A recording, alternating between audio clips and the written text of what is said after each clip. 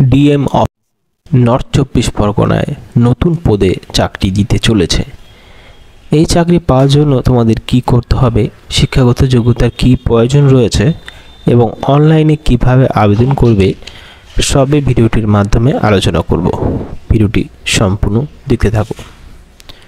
তো আমরা অফিসিয়াল নোটিফিকেশানে চলে এসেছি। প্রথমেই অফিসিয়াল নোটিফিকেশানে দেখতে পারবো আপনার ক্লিক হেয়ার অ্যাপ্লাই নাও, অর্থাৎ এখানে অনলাইনের দ্বারা অ্যাপ্লাই করা যাবে। আপনি আপনার মোবাইল, ডেস্কটপ, পিসি যে কোনো সাহায্যে আপনি কিন্তু অ্যাপ্লাই করতে পারবেন অনলাইনে। এই চাকরিতে অনলাইনে আবেদন করার সময় রয়েছে 7/3/2024 থেকে 16/4/2024 পর্যন্ত। এই সময়ের মধ্যে আপনারা কিন্তু অনলাইনে আবেদন করতে পারবেন। বিজ্ঞপ্তিটি প্রকাশিত করা হয়েছে 7/3/2024 এবং এখানে সরকারি যে মেমো নাম্বারটা রয়েছে দেখে নেবেন একটু।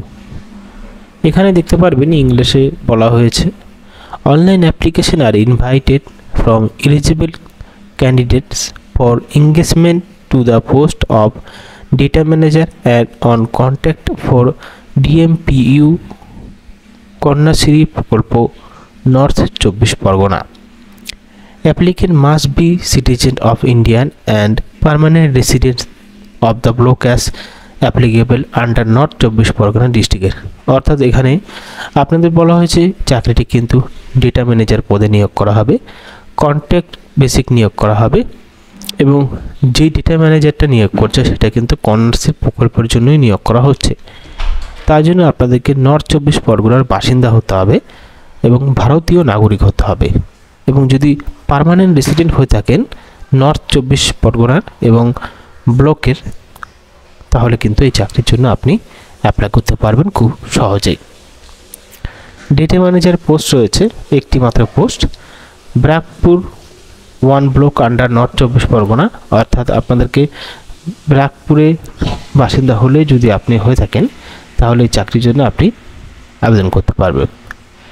যোগ্যতা: আবেদন করার জন্য গ্র্যাজুয়েট হতে হবে এবং কম্পিউটার সার্টিফিকেট থাকতে হবে এবং আপনাদেরকে মিনিমাম টাইপিং স্পিড থাকতে হবে 30টি ওয়ার্ড পার মিনিটে, সাথে 1 বছরের ওয়ার্কিং এক্সপিরিয়েন্সও থাকতে হবে। বয়স 18 থেকে 37 বছরের মধ্যে হতে হবে।